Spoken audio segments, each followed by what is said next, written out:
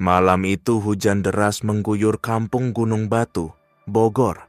Seorang wanita muda membawa bayinya yang baru lahir ke sebuah gubuk tua di tengah hutan, bukan untuk mencari perlindungan, tapi untuk menyerahkan anaknya ke dukun pesugihan. Demi apa? Demi uang ratusan juta dari kontrak sesaat yang kini berubah jadi petaka. Halo Sobat Horor, terima kasih sudah mampir ke channel ini. Sebelum kita mulai cerita horor yang seru dan penuh misteri kali ini, saya punya permintaan kecil nih buat kalian. Ingat, kalian jangan subscribe channel ini. Tapi kalau kalian suka dengan konten ini, saya akan sangat senang kalau kalian menuliskan Waalaikumsalam di kolom komentar bagi yang muslim atau menjawab salam sesuai dengan keyakinan kalian masing-masing. Dan jangan lupa untuk like videonya ya. Ingat, salam adalah sebuah doa yang sangat mustajab. Dengan kalian menjawab salam di kolom komentar itu, sama saja kita saling mendoakan kebaikan satu sama lain. Dan itu jauh lebih berharga daripada sekadar subscribe. Bogor diguncang kabar mengerikan. Seorang bayi mungil hasil kawin kontrak antara perempuan desa dan pria asing ditemukan tewas tanpa organ tubuh lengkap. Warga desa Gunung Batu heboh setelah dua remaja penebang bambu menemukan jasad bayi di dekat aliran sungai dengan kulit yang membiru dan garis luka aneh berbentuk segitiga di dadanya. Namun, ini bukan kasus pembunuhan biasa. Jejak darahnya tak pernah sampai ke tanah. Bayi itu tidak dibuang, dia dikorbankan. Namanya Sari, gadis 19 tahun, anak yatim yang sejak kecil dibesarkan bibinya. Karena himpitan ekonomi, ia menerima tawaran kawin kontrak dari pria keturunan Arab yang datang ke Bogor lewat makelar perjodohan.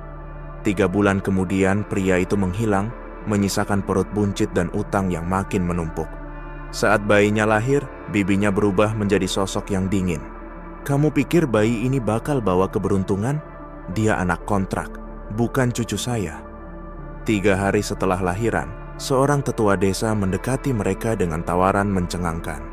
Ada orang kaya dari Jakarta, butuh bayi dari kawin kontrak. Katanya buat ritual rejeki. Kamu dikasih 150 juta, tapi kamu nggak boleh tanya-tanya. Sari menolak. Tapi malamnya bibinya mengunci Sari di kamar, dan esoknya bayinya menghilang. Sari histeris, tapi tak ada yang mau bantu. Bahkan warga desa malah menyebutnya pembawa sial. Kemiskinan bisa menjerumuskan manusia pada keputusan-keputusan terkutuk, tapi menjual darah daging sendiri demi kekayaan adalah jalan tanpa pulang. Hujan terus turun sejak malam itu. Sari duduk membeku di pojok kamar, wajahnya basah oleh air mata. Ia berteriak-teriak memanggil nama bayinya, tapi tak ada yang menggubris. Bibinya bahkan hanya melempar sepiring nasi basi ke lantai, menyuruhnya makan lalu diam. Pagi harinya, diam-diam Sari kabur dari rumah. Ia menyusuri jejak kaki di tanah becek yang mengarah ke jalan hutan belakang rumah. Di sanalah ia pertama kali mendengar desas-desus tentang sebuah gubuk terlarang, tempat dukun pesugihan beroperasi. Warga desa menyebutnya Ki Jagat, seorang lelaki tua yang konon bisa menggandakan uang dari tumbal bayi tak berdosa. Di ujung jalan sempit, Sari bertemu dengan seorang anak kecil yang aneh. Wajahnya pucat, matanya merah, dan ia terus memandangi Sari tanpa berkedip. "Kamu ibunya bayi itu ya?" ucap anak kecil itu pelan. "Kakimu bau darah, mereka udah ambil anakmu?" Sari kaget, anak itu lari ke semak-semak dan menghilang begitu saja. Sari panik dan mulai berlari, melintasi semak berduri dan batang pohon tumbang. Hingga akhirnya ia menemukan sebuah pondok tua berlumut. Di depannya tergantung tali ijuk dan sesajen ayam hitam yang sudah membusuk. Di dalam pondok terdengar bisikan, bukan suara manusia, tapi seperti ratapan bayi yang tercekik. Sari mendekat, menggigil ketakutan. Pintu pondok terbuka sendiri, berderit pelan. Di dalamnya ia melihat sebuah kendi tanah liat besar, dan di sampingnya bungkusan kain putih yang basah oleh darah. Saat hendak mendekat, tiba-tiba, "Jangan dekat-dekat ibu tumbal, tak boleh lihat anaknya lagi." Terdengar suara berat dan serak dari belakang. Sari menoleh. Seorang pria tua berbaju hitam berdiri dengan tatapan tajam. Matanya kosong tapi tubuhnya mengeluarkan aroma busuk bercampur kemenyan. Itu dia, Ki Jagat. Kamu sudah dijual, anakmu juga. Tapi kamu belum selesai. Arwah anakmu masih merengek. Kalau kamu mau dia tenang, kamu harus ikut ritualnya. Sari hampir pingsan. Tapi Ki Jagat malah tersenyum, membuka gulungan kain yang berisi rambut dan potongan tali pusar. Kita belum selesai. Belum sama sekali. Langit mulai gelap. Kabut turun menutupi jalanan tanah yang membelah hutan hitam di kaki Gunung Salak. Di tengah hutan itulah, Ki Jagat membawa Sari dengan mata tertutup dan tangan terikat, menaiki jalan setapak licin menuju sebuah altar batu yang dipenuhi tumbuhan liar dan bekas darah kering. Disinilah tempat menyegel arwah. Kalau tidak disegel, bayi itu akan terus menangis, sampai merobek perut ibunya dari dalam. Ujar Ki Jagat sambil membuka ikatan penutup mata Sari. Sari terpaku. Di hadapannya berdiri 3 sosok berpakaian serba merah. Wajah mereka ditutupi topeng kayu hitam dengan ukiran wajah menangis. Mereka bukan manusia biasa. Suaranya berat, langkahnya menyeret seperti tanpa tulang. Salah satu dari mereka membawa baki sesaji berisi boneka jerami, kembang 7 rupa, dan sepotong jari mungil bayi. Sari menjerit histeris. Itu anakku, itu jari anakku. Terlambat, tubuhnya sudah jadi persembahan. Bisik salah satu sosok bertopeng dengan suara lirih dan menusuk telinga. Ki Jagat memaksanya duduk bersila. Di hadapannya sebuah cermin tembaga diletakkan di atas batu. Lihat, arwahnya belum tenang. Dia mencarimu. Perlahan bayangan muncul di dalam cermin. Bukan pantulan Sari, tapi sesosok bayi dengan wajah pucat, mata menghitam, darah menetes dari mulutnya. Ia tak menangis. Ia menatap, marah. Kau menyerahkanku, ibu. Tiba-tiba, cermin itu pecah. Angin kencang menyapu altar batu. Api dari obor ritual padam seketika. Sosok bertopeng panik, 2 di antaranya terjatuh, dan teriakan bayi itu terdengar menggema di seluruh hutan. Ki Jagat menggenggam bahu Sari dengan keras. Kau harus menyelesaikannya. Kalau tidak, kau akan melahirkan bayimu kembali setiap malam. Sari menjerit. Tangannya bergetar. Darah menetes dari hidungnya. Bayangan bayi itu kini muncul dari belakang pohon, berjalan dengan 4 kaki, kepala terbalik, dan suara tangis yang membelah langit malam. Malam itu, desa Gunung Batu tidak seperti biasanya. Anjing-anjing menggonggong ke arah hutan tanpa henti, dan beberapa warga mengaku melihat bayangan kecil merangkak di atap rumah mereka. Bayangan itu mengeluarkan suara tangis, lirih, namun memilukan. Kalian dengar itu? Tangisan bayi jam 2 malam? Siapa yang punya anak kecil di sini? Tapi bukan cuma tangisan. Setiap suara diikuti kejadian aneh. Susu basi dalam sekejap, foto keluarga berubah bentuk, dan bau amis darah yang muncul di dalam kamar tertutup rapat. Beberapa warga mulai ketakutan. Mereka berbondong-bondong membakar dupa dan menabur garam di depan rumah. Sementara itu, Sari pulang ke rumah bibinya dengan tubuh penuh luka. Ia tak berkata apapun, hanya masuk ke kamar dan menangis sepanjang malam. Tapi tepat jam 2.13 dini hari, suara pintu kamarnya diketuk. Tok, tok, tok. Pelan, tapi teratur. Ia mengintip dari lubang pintu. Tak ada siapa-siapa. Tapi ketika menoleh ke balik kasur, terdapat bekas telapak tangan kecil berlumur darah di dinding. Dan di cermin, muncul tulisan kabur. Aku pulang, ibu. Sari histeris. Bibinya masuk dan menamparnya karena dianggap membuat keributan. Berhenti berhalusinasi, anak itu sudah nggak ada. Tapi sebelum ia selesai bicara, lampu padam. Dan di pojok ruangan, sesosok bayi kecil berdiri dengan tubuh menunduk, kulit pucat seperti lilin, dan mata merah membara. Tubuhnya meneteskan darah segar dari kepala. Suaranya lirih. Buh, aku dingin, aku lapar. Bibinya langsung jatuh pingsan. Sari membeku.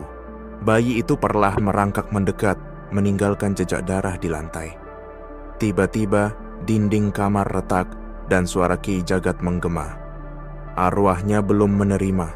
Kau harus serahkan dirimu, atau dia akan mengambil satu nyawa tiap malam. Malam pertama, bibinya tak pernah bangun lagi. Ditemukan esoknya dengan tulang belakang patah dan mata membelalak. Tangannya mencakar-cakar lantai seperti mencoba kabur dari sesuatu. Dan tangisan bayi itu semakin sering terdengar, selalu jam 2.13 malam. Hari keempat sejak arwah bayi itu muncul, desa Gunung Batu mulai lumpuh oleh teror. Setiap malam, satu warga meninggal dengan cara mengerikan. Bukan hanya kematian biasa, mata yang tercungkil, tubuh membiru seperti lemas disedot, dan selalu ditemukan jejak kaki mungil berlumur darah di sekitar korban. Sari nyaris kehilangan kewarasan. Setiap malam ia terbangun mendengar suara, "Ibu, buka pintunya, aku lapar." Dari balik dinding kamar, cermin-cermin di rumahnya ditutupi kain putih. Kipas angin dicabut karena angin dingin selalu membawa aroma anyir darah. Pagi itu ia kembali menemui Ki Jagat, meski tubuhnya hampir lumpuh karena trauma.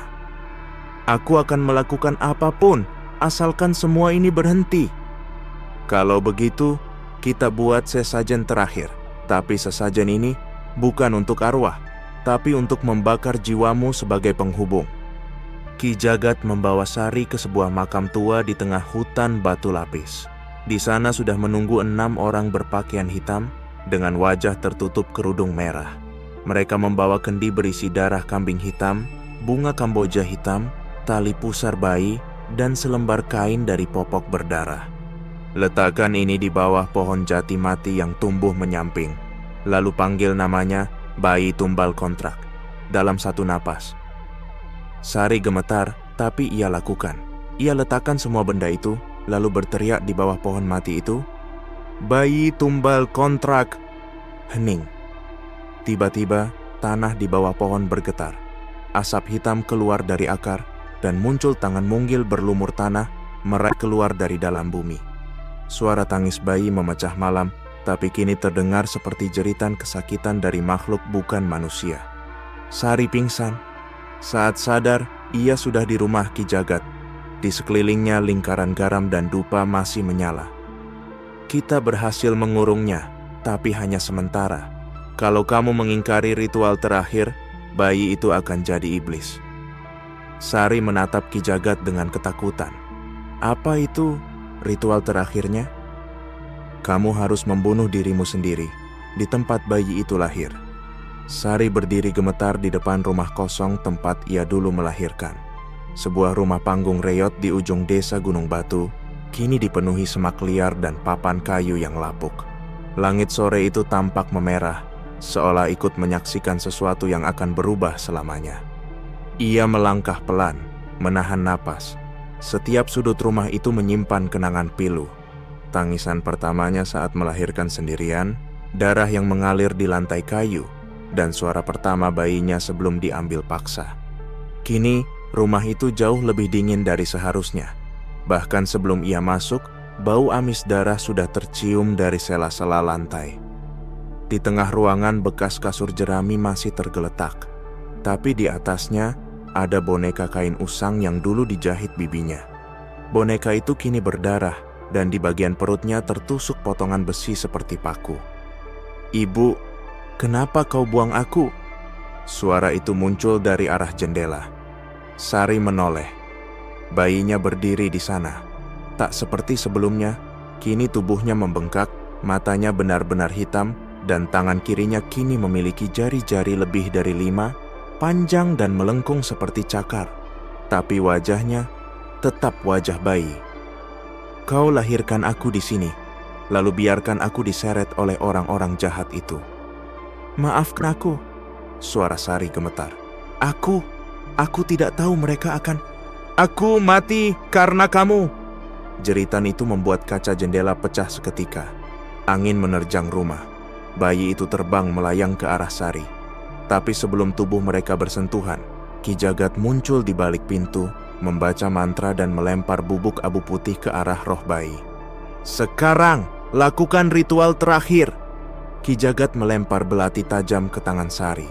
Ia bingung, panik, Tapi melihat sosok bayinya makin liar, matanya menangis darah, Sari hanya bisa berteriak, "Aku ikhlas, tapi biarkan kau tenang." Sari mengangkat belati dan menusuk perutnya sendiri tepat di tempat dia dulu melahirkan. Tiba-tiba, semuanya diam. Bayi itu berhenti melayang, lalu menangis pelan. Perlahan tubuhnya berubah, kembali menjadi bayi biasa, kering, diam, dan damai. Tubuhnya perlahan menghilang menjadi debu bercahaya. Ki Jagat mendekat. Ia menangis perlahan mengusap kepala Sari yang sekarat. Dia sudah pergi, tapi tidak ada yang benar-benar hilang dari dunia ini. Sari tersenyum lirih. "Aku cuma mau dia tenang." Dan dalam satu embusan napas, ia pun pergi. 3 hari setelah kematian Sari, langit desa Gunung Batu terus tertutup awan hitam. Hujan rintik turun setiap malam, seolah langit ikut meratapi nasib tragis seorang ibu muda dan bayinya. Warga desa mencoba kembali beraktivitas, tapi ketakutan masih menggantung di udara. Semua mengira ritual telah selesai. Semua percaya bahwa arwah bayi itu sudah tenang. Sampai suatu malam, Pak Lurah bermimpi. Dalam mimpinya, ia berjalan di tengah padang kabut. Dari kejauhan terdengar suara bayi menangis, tapi suara itu aneh. Bukan menangis karena lapar, tapi seperti memanggil, memohon, atau bahkan mengancam. Saat Pak Lurah mendekat, ia melihat Sari berdiri sambil menggendong bayinya, menatap lurus ke matanya. "Kalian pikir aku pergi? Tubuhku memang mati, tapi jiwaku masih di sini. Karena yang mengambil anakku bukan cuma satu orang." Pak Lurah terbangun dengan nafas terengah, keringat dingin membasahi bajunya. Dan di luar jendela rumah dinasnya, ada jejak kaki mungil berlumur lumpur dan bercampur darah. Keesokan harinya, warga kembali geger. Seorang makelar nikah kontrak ditemukan tewas di ladang, tubuhnya terbalik, mulutnya dipenuhi kain popok bayi yang basah darah. Di dadanya tertulis kata-kata, "Kalian semua bagian dari kesepakatan." Satu persatu orang-orang yang pernah terlibat dalam kawin kontrak Sari mulai meninggal dengan pola yang sama. Semua ditemukan dengan jejak kaki bayi dan wajah membeku dalam ketakutan. Ki Jagat menyadari sesuatu. Arwah Sari dan bayinya telah menyatu. Bukan lagi sebagai korban, tapi sebagai roh pembalas. Ini lebih dari sekadar pesugihan. Ini dendam seorang ibu yang dihina dunia. Arwahnya kini jadi penjaga batas antara manusia dan keserakahan. Dan bila ada yang berani menjual darah dagingnya demi uang, mereka akan datang lagi. Teror Gunung Batu seharusnya berakhir dengan kematian Sari, tapi justru itulah awal dari gelombang kengerian baru yang menyebar keluar desa. Di kota Bogor bagian timur, seorang wanita muda bernama Reni, korban kawin kontrak dengan pria WNA, melahirkan diam-diam di klinik bidan ilegal. Ia panik, tak mampu membesarkan anaknya sendirian, dan disarankan oleh seorang penolong untuk menyerahkan bayinya kepada pihak yang katanya bisa mengurus segalanya dengan imbalan uang 80 juta rupiah. Reni ragu, tapi butuh uang.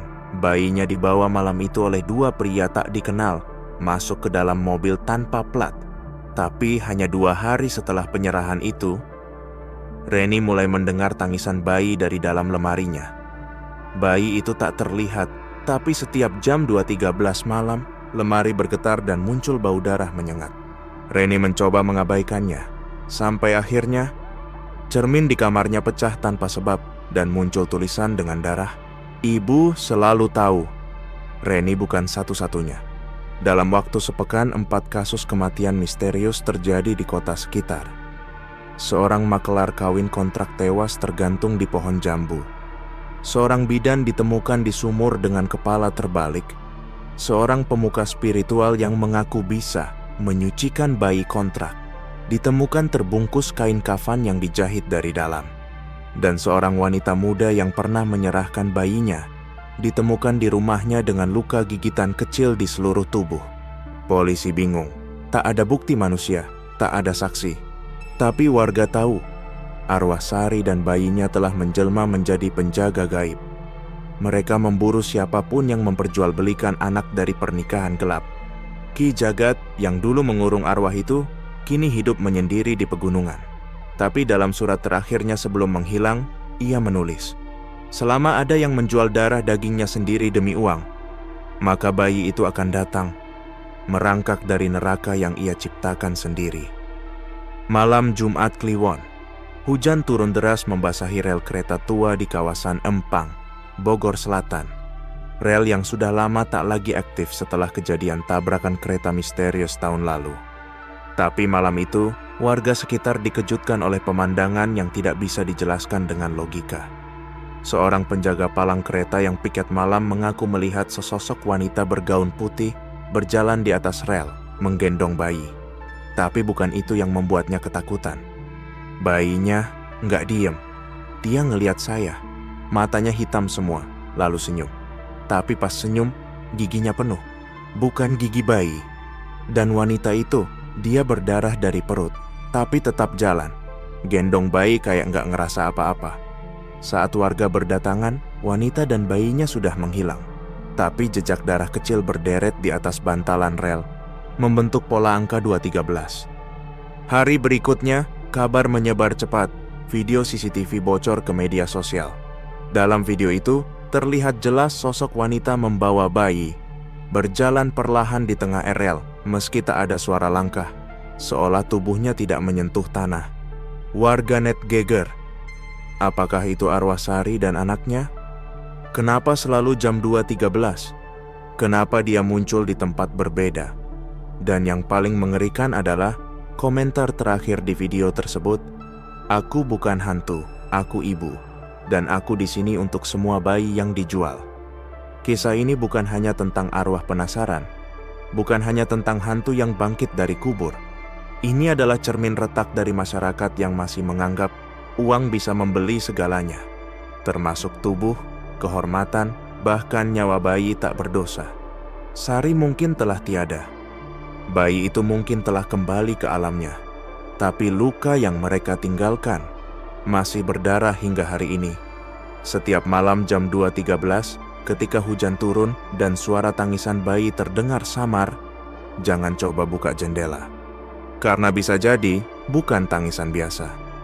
Itu adalah peringatan dari seorang ibu untuk dunia yang terlalu kejam pada anak-anaknya sendiri. Terima kasih sudah mengikuti kisah ini hingga akhir. Jika kamu merasa cerita ini menyentuh, mengguncang, atau membuatmu berpikir ulang soal nilai kehidupan, bagikan video ini, sebarkan kisah ini. Bukan untuk menakuti, tapi untuk mengingatkan. Karena selama bayi terus dijadikan alat tukar, selama kawin kontrak masih dianggap jalan keluar, maka bayi itu akan kembali. Sampai jumpa di kisah berikutnya. Dan ingat, tidurmu malam ini tak akan sama lagi.